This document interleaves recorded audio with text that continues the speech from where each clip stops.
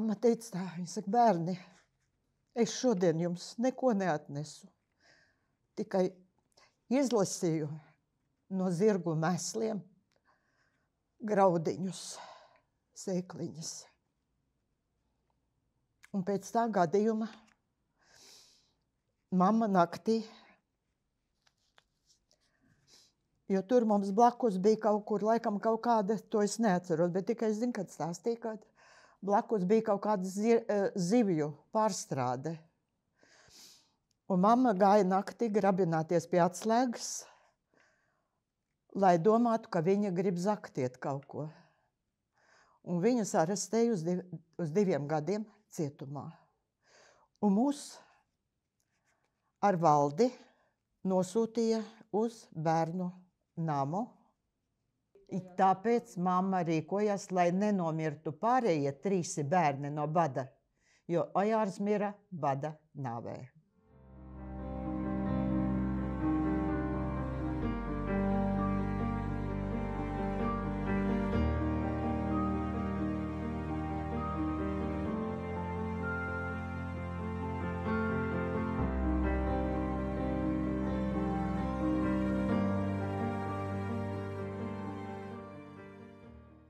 Mums pārsūtīja no Kengīras uz Pasku mātes ar bērniem.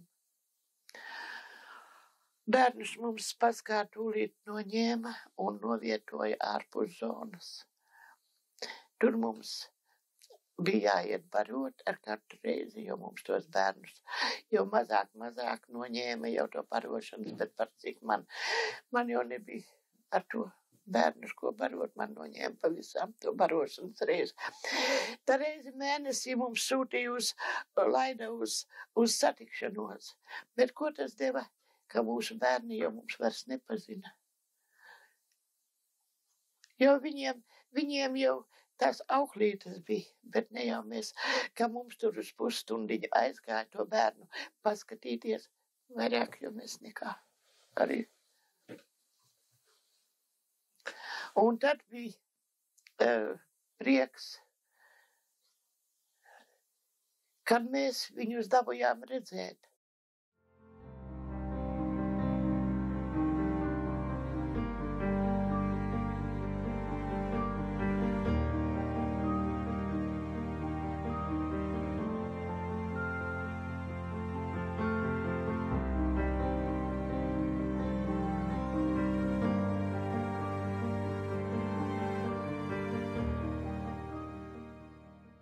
Bija tas gads, kad viņi teļus pieskatīja, viņi tagad gan tos teļus, kolhozs teļus, un uznāk negaiss, un pērkoni sāk dādēt, un teļa aizskrien taigā.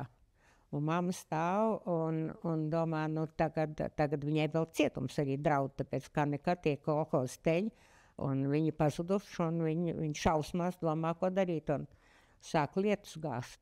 Viņiem ugarā bija viens no vēl līdz paņemtiem vecs mētelis, kas bija jau galīgi saplīsis un lupatās, un uzlīst lietus, un no tā mēteļa sāk smaržot Chanel smaržas. Tas bija mammas smaržas Chanels numur 5. Viņi bija Parīzē, viņi pirka arī sev, arī pūru pirka Parīzē, un viņi jūt to smaržu, un kā viņi pat teica, viņi saka, un pēkšņi es atceros Parīzi, un atceros, ka vēl kaut kur ir tā skaistā dzīve, un tā normālā dzīve, kur nav viss tas ārprāts. Un tas ir tas moments, kas ļauj varbūt cilvēkam izdzīvot, ka viņš ir bagāts garīgi. Un viņam vēl ir cits kaut kas, par ko domāt, ko atcerēties, ko pieminēt. Un tas varbūt arī tas, kas ļauj izdzīvot tādos traģiskos brīžos, ka tev teļa aizskrējas, un tev priekšā var būt cietums, vai ne? Pēc tam teļa atradās, pēc tam viss bija kārtībā, bet tas moments, un tāpēc man tagad arī Chanels, tāpēc, ka es vienmēr mammu pieminu.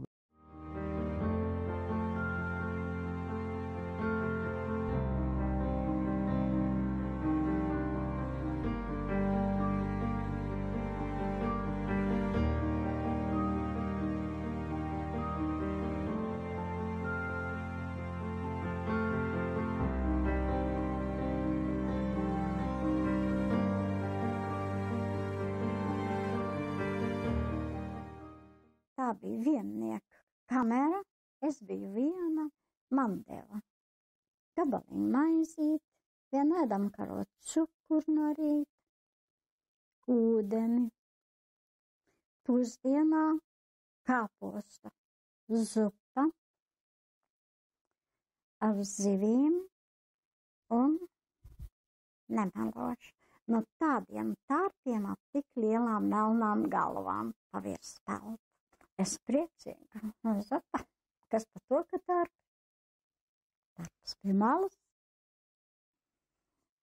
Šķidrumiņu kāpostiņas izēda. Nu, un pārējo paršā iekšā.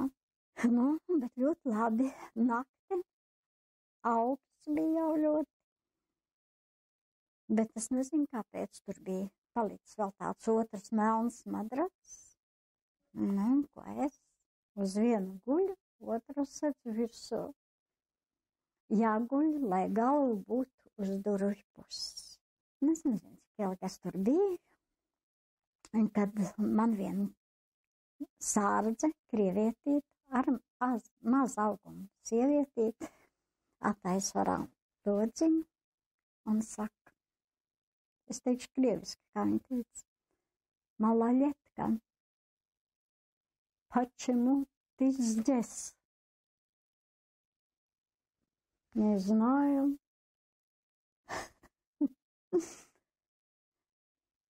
Nu, ko tu esi izdarījis? Neko. Bet kāpēc tu esi šeit? Tev gribās ēst? Es saku, jā. Un otrā dežūrē viņa man atnes kukuļi mājās. Un viņa saka, nu, noliec tā, lai nav tieši redzams. Un nevienam nesaka, ka es to darīju. Tas skaidrs, es apsolīju un arī neteicu. Viņa man prasa, tu lasīt, ar ko gribi? Es saku, jā. Un viņa man atnes latviešu valodā grāmatu. Un kā viņa beidz dežūru, man jādod. Un sakiet vēl, ka nav labi cilvēku pasaulē.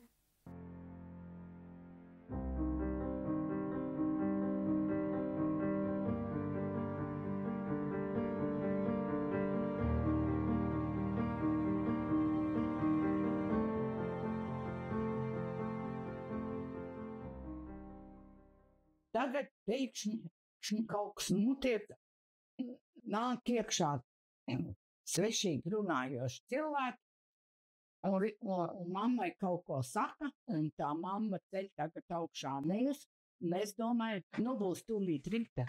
Draug, bet kas tie pa večiem, kas tie pa vīri? Nekā nesaprot, mutis ciet kā kofers. Bērni tādās reizēs nepļauj. Tagad tā Olga, ko tā mamma darīja, un māsa skolā tās nebija. Ko tā mamma darīja, to es nezinu. Bet man Olga vilka to slapjo zābaciņas kājā. Notupusēs ceļos šausmīgi raud. Un pienāk tas krievs, un viņa bučo viņam kājas, lai viņš atdūm mani atstāja. Ka nav bērnam ko kājas vilkt. Un viņš viņu iespēja pa degunu. Un tas deguns visu mūžu palika šķīps. Un viņi tik šausmīgi lūdzās, un es nekā nesapratu.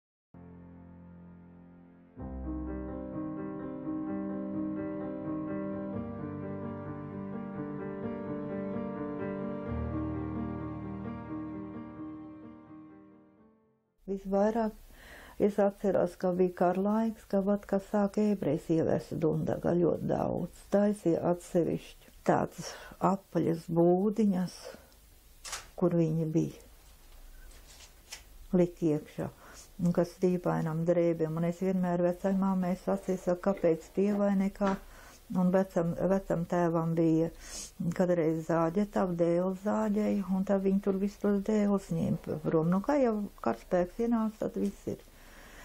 Un ka viņi vienmēr garām iedams prasīja tā, vai maizīt.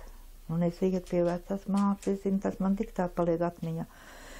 Es prasīju tā māmu vai nekā. pieprasa maizes, un kāpēc viņi tik šausmīgi bailīgi, vai ne, un ar ieroči viņiem slīd staigā. Vecamām vārdi bija tādi, viņi saka, ir cilvēki, kas otru par cilvēku neuzskata. Ka tas nav cilvēks, nav vērtīgums. Nu, tā viņi man deva tādu maizīti, tādēļ ietīt, te es liku pa tām dēlēm, kur viņi gāja, nu, lai viņi varētu paņemt.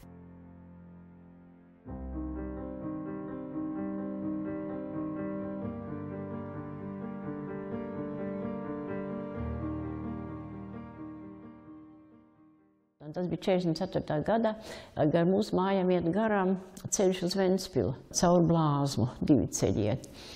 Un tagad es redzu, ka nāk pilns ceļš bija ar ebrejiem, nu, tā rinda bija apmēram, nu, vismaz 200, pat vairāk metru gara, pilns ar ebrejiem, vācu karavīri ar aitas suņiem gāja gar malām, un es uzskrēju augšā pie māja drusku kalnā, ir mammai teikt, vai ne, ka tur ebrejs tagad dzeļ. Un tā mamma iedeva maizi kukuli, es viņu parunāt. Es stāstīšu tev tālāk.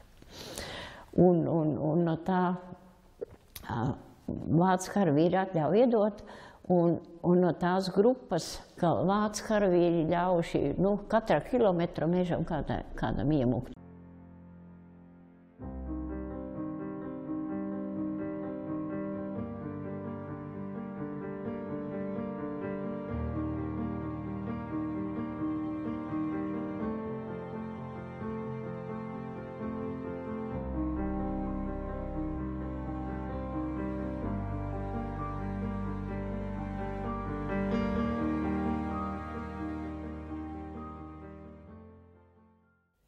Melns uz baltu uzrakstīts.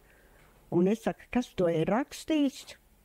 Un viņš saka, labi, es jums parādīšu. Un viņš tagad man parāda to parakstu, kur, zin, tā protokolī parakstījies. Maiga Baša, mana nodevēja, arī aizsardze, kurai vīrs bija leģionārs. Un viņai bija dvīnītes. Meitenītes. Viņai bija piesolīts, ja viņa negrib, lai viņu aizved, tad viņai jāpasaka viss, kas ir bijušas aizsardzes. Un viņa bija pateikusi par katru, par visiem, un viņa palika mājās. Un labākais numurs, ka es viņu pirms 6 gadiem satiku. Es biju aizbraukusi vēl ratiņos brauktam, aizbraukusi uz savu pagastu tur, un tagad man ceļ ārā no mašīnas un liek ratiņos iekšā, lai es varētu pabraukāt tur pa kapiem, kapsvērt bija. Un tagad viena sieviete, nepazīstama, tāda dūšīga, resna, pieskrien man klāt skaidri, apkrīt man ap kaklu, vai?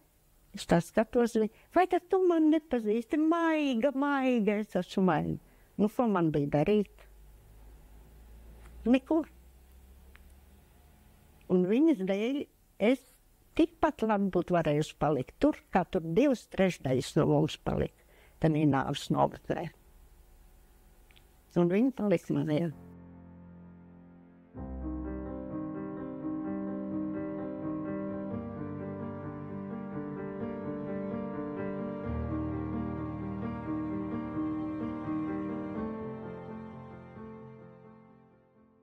Reizi konvoji mums, jā, un tad mums brīdināja solis pa kreisi, solis pa labi, šausmīgi brīdinājumi. Pa priekšu brauca pajūgs, tie bija bez konvoja. Uz ceļa nolika maizes kukulīti, un tad mums apveda apkārt, lai mēs to maizi nepaņemtu.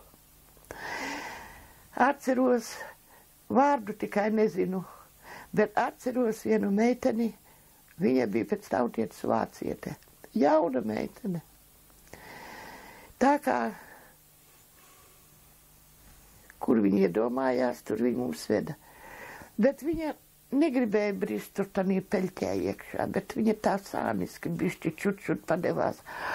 Un viņu ar suņiem tik ilgi notrenkāja līdz nemaņai, līdz pilnīgai nemaņai, kā mums vajadzēja uz rokām viņu aiznest līdz darba vietai. Tā mums, kur mums bija tas darbs, viņa nebija spējīga vairs pati paiet.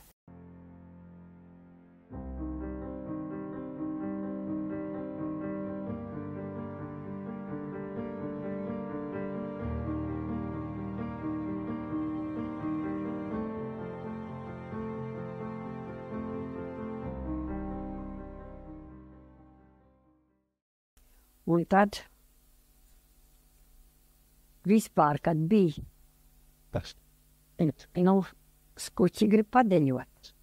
Un viena puse tur tai mājai bija tukša, un viena muts apgāzam otrādi, to bleķi, lai var uz viņu sēdēt. Un tad es sēdēju uz to mucu. Es biju lielīga, citreiz gāju, citreiz negāju. Tad, cik mēs gribam dejot, nāc ar mums. Es aiziet, tad es uzkāpu, uzsēlēju uz to mucu. Un tad es dziedāju, šlāgers visāds. Un pa vidu kalus ķēmeni spēlē, es jums teikšu tāds orķestrs, ka bries. Piekrišana bija man liela. Es biju mūzika tur viņiem. Vienreiz atbrauc kādi puiši cauri braucot. Mēs atkal visi dejosim. Un viens uzlūdz man ār. Es dejoju, uzreiz viss kliedzes. Gaida jupka, gaida jupka. Un gaida jupka krīt zemē un gaida tik dejo valsts. Nenokrīt gluži, es jau saķiešu tos svārkus. Tur tak nebija nekāds druknops, nekas, kur tu to ņems. Aš noriem, cik var sasietīt ir. Un tad es aizgāju sasietos svārkus, atkal dejoju atkal tālāk. Tā kā nekas, bet visi smējās, visiem bija jāmidziet, ka gaidēju jupka krīt zemē.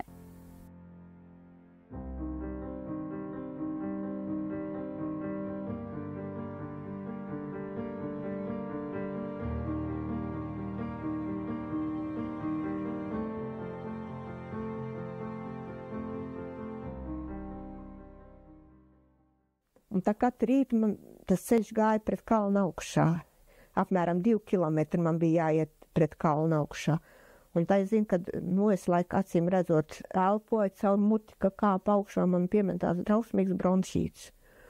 Tu nevarēji neiet uz darbu, tā jau tev maizi nedeva. Ja, kad tu strādāji, tev deva 600 gramu laikam to maizi. Un mēs jau tikai ar brāli strādājam, man māte nestrādāja, jo viņa jau bija vispār, viņai nebija laba veselība, viņa bija švaka. Bet tā viņa vēl tajā laikā bija diezgan moža. Viņa gāja visu laiku mainīt tās drēbes un kaut ko tur pret produktiem, lai būtu ko ēst. Tad es tik tas tā ar no maniem personīgiem pārdzīvojumiem, ka šausmīgi grūti, es nevarēju svīdu, kā es kāpu pret to kalnu augšā un elpa trūku un nevarēju, un naktīs nevarēju gulēt un pussēdus es gulēju, lai es varētu elpot. Un tad tik es to atceros. To vienu rītu es kāpu, gribēju sākt kāpt, pilnīgi spēka nav. Bija tāda liela prieda, un es šausmīgi sāku raudāt. Un es lūdzu Dievu un raudāju, lai man atpestīja no tām šausmīgām mokām. Tā es tādu briesmīgi izraudājos, un tam man palika vieglāk, un pēc tam es neesmu vairāk raudājis nekad. Es sapratu, ka tikai tu vari pats uz saviem spēkiem paļauties. Ne tev Dieviņš palīdzēs, ne tev neviens nepalīdzēs. Tikai pašam ir jādara, lai izdzīvot.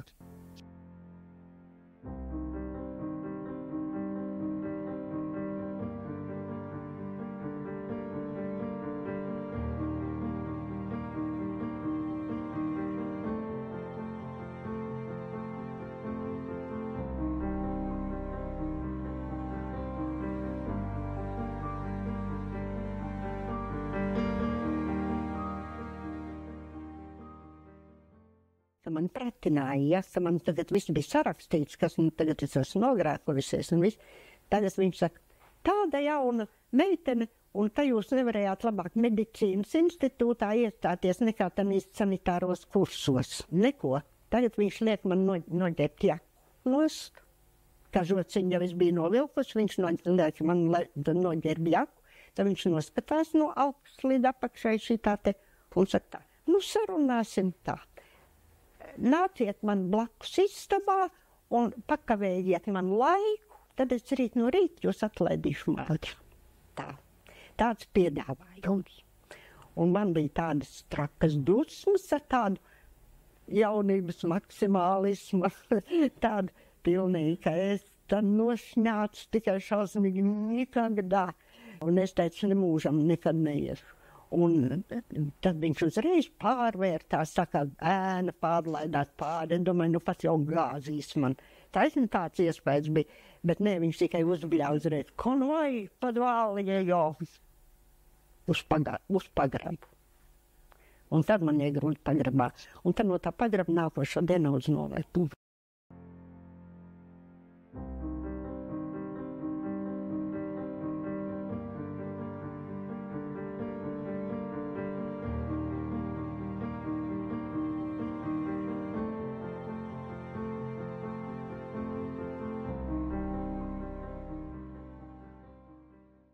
Tad, kad aizbraucam tur kolhozā, tad visus sūta svētdienā jāiet strādāt.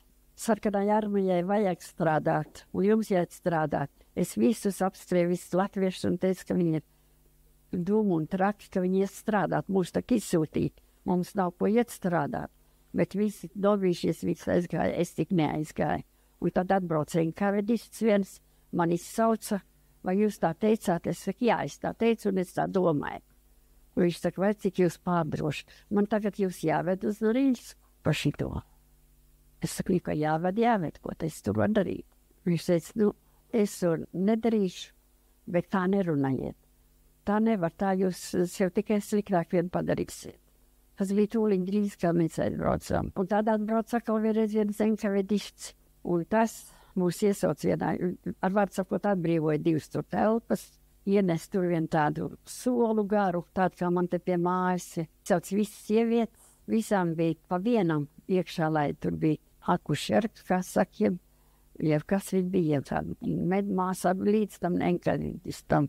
Un tad mūs ved pa vienam iekšā, galīgi pliks izdievās, un tad bija jānoguļās uz to beņķi, jāizplēš kājas, un tad abi divi skatījās. Viņš pienāca klāt, bet daudz mēs tie sievieši bijām. Var sakot, tas kaut kāds nenormāls, bet tas vai kādam izsūtītam tā ir bijis, tā es domāju, ka tas nav bijis.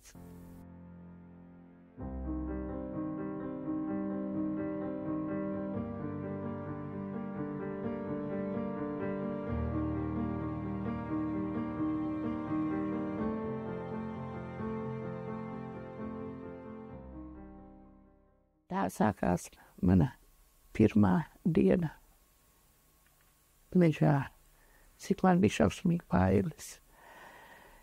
Viņi jau bija pieraduši, viņi jau zināja, vai tas ir, ja tur lūza zariņš, vai tur kas bija, viņi jau to zināja, bet es vienās bailēs trīcēju.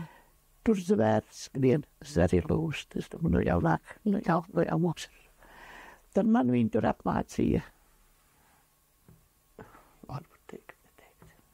Šaut. Tur man bija jāsola.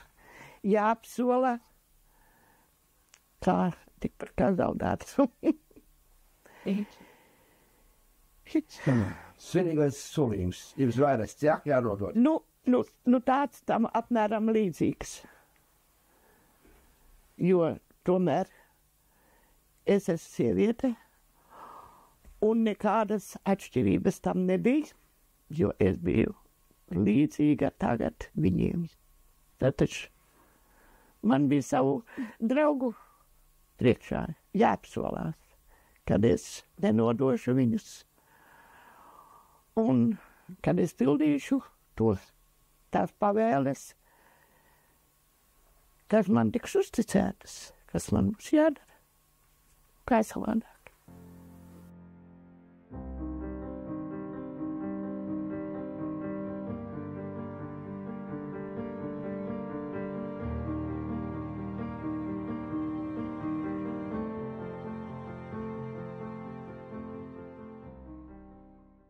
Samosa melno Bertu ved uz tiesu, tiesa kā teātris.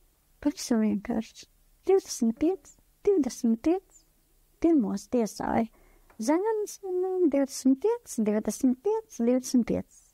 Saka, ko grib.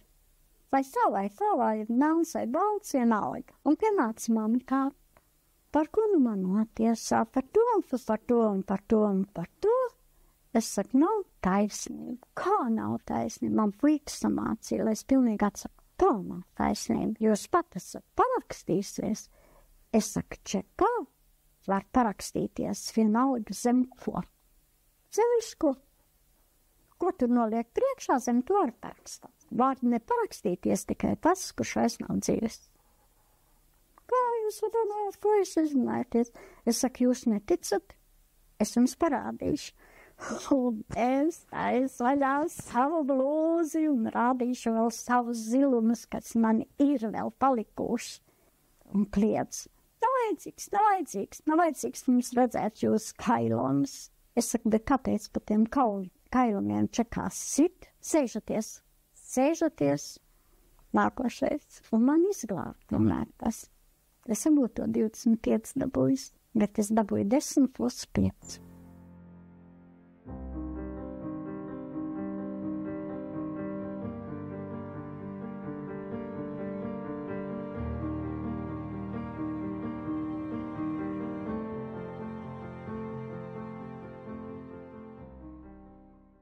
Es sapratu, ar viņiem vajag rīkoties pilnīgi citādāk. Tur nedrīkst lūgties, tur nedrīkst pazemoties, jo to jau es biju jutuši čekā, ka tu nedrīksti tur lūgt tiem cilvēkiem neko. Plus es vēl izglābu sava tēva glabāto krustiņu, ko tiešām viņi man atrada mantās.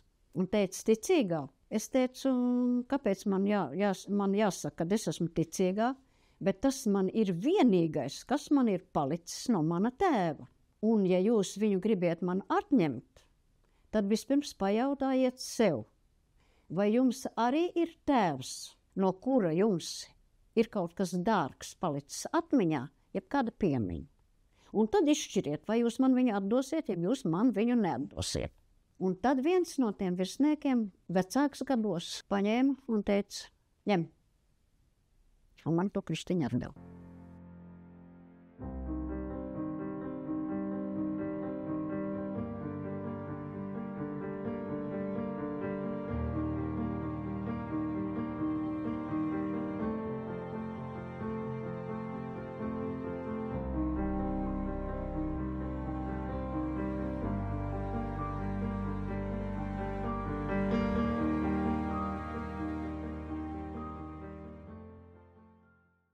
Tas ir Flensburgā, pie Dānijas robežas, kur latvieši īrēja mazo dāņu baznīciņu uz saviem dievkalpojumiem. Tur es precējos. Man nebija, teiksim, līgavas tērps.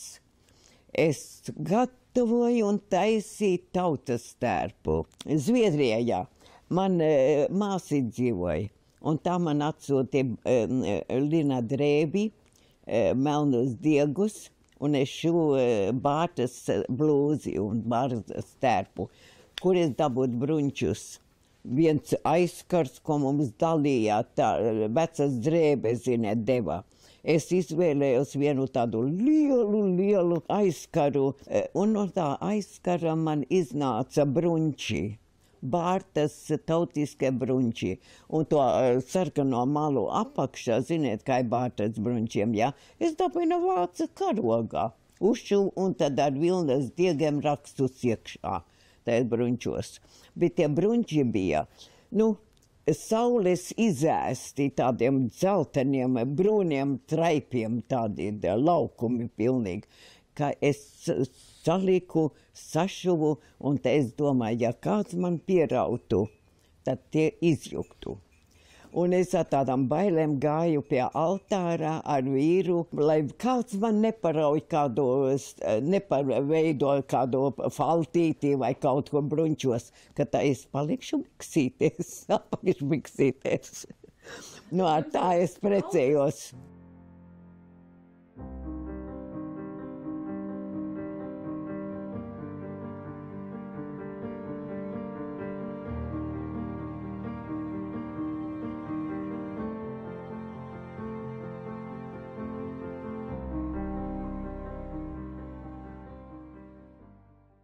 Man jau tagad bērni pārmet, mamma, kāpēc tu mums nestāstīji, bet redzi, viņi jau nevar saprast, ka es nedrīkstēju stāstīt, ka es baidījos, es pat ģimenē baidījos tā. Nu, kad mēs ar vīru precējamies, tur jau pilnīgi tā kā humors. Braucām reģistrēties jau, nu vīrs jau bildināja, un tā, nu, brauksim uz ciemu padomi, kā toreiz reģistrēties. Mums bija mocīts, mēs braucam, es saku, Jāni, pagaidi. Es saku, šeit drusciņ pasēdēsim Graumalī. Tā kā mēs pasēdējām, es teicu, man ir tev jāatklāj, man tev ir jāatklāj. Vai tu mani precēsi, es esmu izsūtīta. Tad Jānis pateica, nu ko tu, nu kā tu vari šitā runāt? Man taču ir pilnīgi vienalga, vai tu esi izsūtītā vai neizsūtītā. Nu tad jau man varat iedomāties, cik es augsti viņu vērtēju. Tajos laikos viņš uzdošanās mani vai neizsūtīto apprecēt.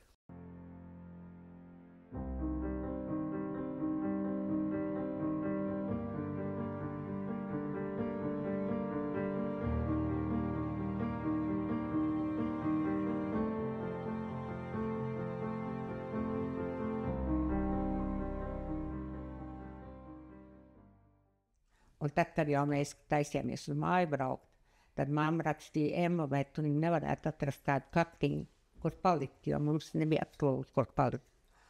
Un tad Emma uzrakstīja mammai, nebrauc mājās, tu tur esi iedzīvojusies, šeit ir kolhoz, un kolhozos maksā par sakūšiem kāpostiem. Un mammas atbilde bija, tad, lai vai sakūšu kāposti, bet ēdīsim savā dzimtenē.